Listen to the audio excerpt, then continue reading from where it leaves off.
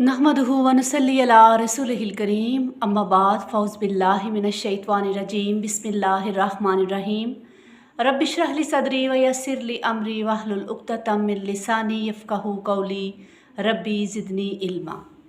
अस्सलाम वालेकुम। आज हम नमाज के बाद तस्बीहात कहने के हवाले से बात करेंगे। अमाल नामा से गुज़रे दिनों के बिखरे हुए गुनाह धोने के लिए नबी सल्लल्लाहु अलैहि वसल्लम ने एक नहायत आसान अमल बता दिया है, लेकिन ये अमल सिर्फ वही इंसान कर सकता है जो नमाज पंजगाना का पाबंद है, इसलिए कि ये अमल नमाज़ों के साथ ही ख़ास है। हज़रत अबू हुरैरा रज़ी अल्लाह ताला अन्हु बयान करते हैं कि जो शख्स हर नमाज के बाद 33 मरतबा सुबहान अल्लाह, 33 मरतबा अल्हम्दुलिल्लाह और 33 मरतबा अल्लाह अकबर कहे तो ये 99 हो जाएंगे।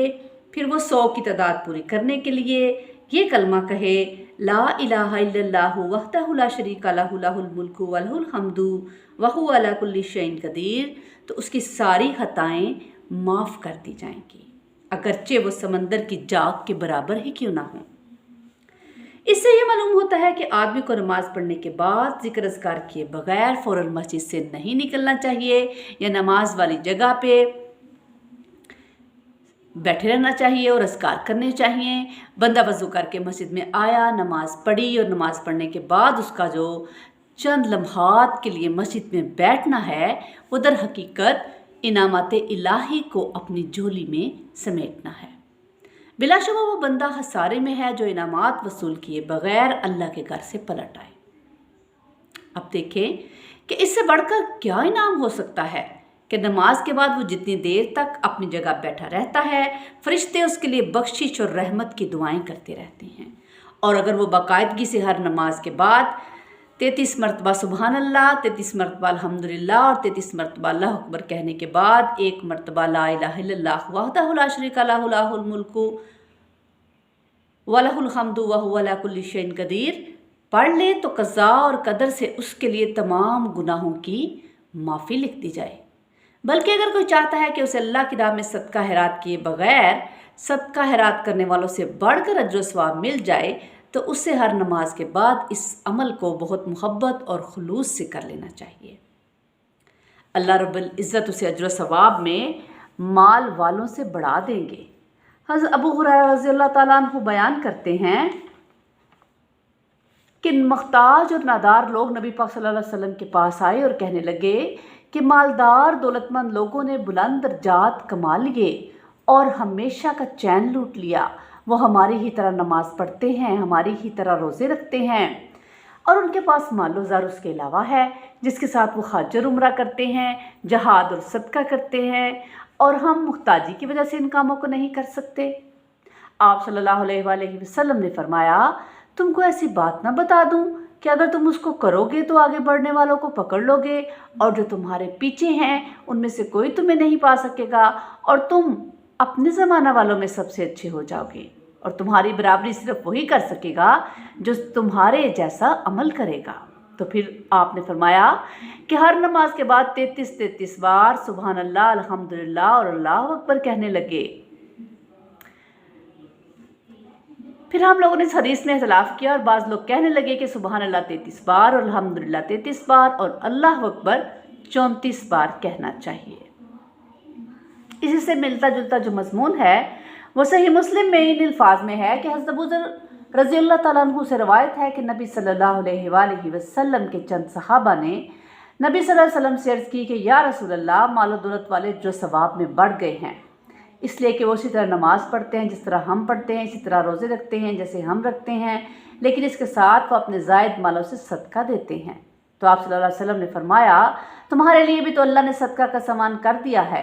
हर तस्बीह सदका है, हर तकबीर सदका है और तहमीद सदका है और ला इलाहा इल्लल्लाह कहना सदका है और अच्छी बात सिखाना सदका है, बुरी बात से रोकना सदका है और हर शख्स के बदन के टुकड़े में सदका है। अल्लाह ने अर्ज़ किए, लोगों ने अर्ज़ की कि या रसूलल्लाह सल्लम, हम में से कोई आदमी अपनी शहवत पूरी करता है तो क्या उसमें यानी अपनी बीवी से सोहबत करता है तो क्या उसमें भी अजर है? आपने फरमाया, क्यों नहीं। اگر اسے حرام میں صرف کر لے تو کیا اس پر وبال نہیں ہوگا؟ اسی طرح جب حلال میں صرف کرتا ہے تو ثواب ہوتا ہے۔ اور مذکورہ تعداد میں تسبیحات اور تکبیرات پڑھنے کا ایک فائدہ یہ ہوتا ہے کہ آدمی اگر رات کو سونے سے پہلے اس عمل کو دہرائے تو اس کی دن بھر کی تھکاوٹ جو ہے وہ کافور ہو جائے گی اور وہ نئے سرے سے حشاش بشاش ہو جائے گا۔ حضرت علی رضی اللہ تعالیٰ عنہ سے روایت ہے کہ حضرت فاطمہ رضی اللہ تعالیٰ عنہما یہ شکوہ کر بیٹھی کہ چکی پیسنے سے ان کے ہاتھ پر نشان پڑ گیا ہے، اور وہ نبی صلی اللہ علیہ وسلم کے پاس ایک لونڈی مانگنے کے لیے آئیں۔ اتفاق سے نبی صلی اللہ علیہ وسلم نہ ملے تو انہوں نے حضرت عائشہ سے کہا اور اپنے آنے کا مقصد بیان کیا اور چلی گئیں۔ جب نبی صلی اللہ علیہ وسلم تشریف لائے تو حضرت عائشہ نے آپ سے حضرت فاطمہ کے آنے کا ذکر کیا۔ حضرت علی رضی اللہ تعالیٰ عنہ بیان کرتے ہیں کہ نبی صلی اللہ علیہ وسلم ہمارے پاس اس وقت تشریف لائے جب ہم اپنے بستروں میں سونے کے لیے جا چکے تھے۔ ہم نے آپ کو دیکھ کر اٹھنا چاہا لیکن آپ نے فرمایا نہیں، اپنی جگہ پر رہو۔ آپ تشریف لا کر ہم دونوں کے بیچ میں بیٹھ گئے۔ میں نے آپ کے پاؤں کی ٹھنڈک اپنے سینے میں محسوس کی۔ آپ نے فرمایا میں تم دونوں کو ایسی ترکیب نہ بتاؤں جو تمہارے لیے خدمتگار سے بڑھ کر ہو؟ جب تم دونوں اپنی خوابگاہ میں اپنے بچھونوں پر جانے لگو تو 33 بار اللہ اکبر، 33 بار سبحان اللہ اور 33 بار الحمدللہ کہو، یہ عمل تمہارے لیے خدمتگار سے بڑھ کر ہوگا۔ اسی سند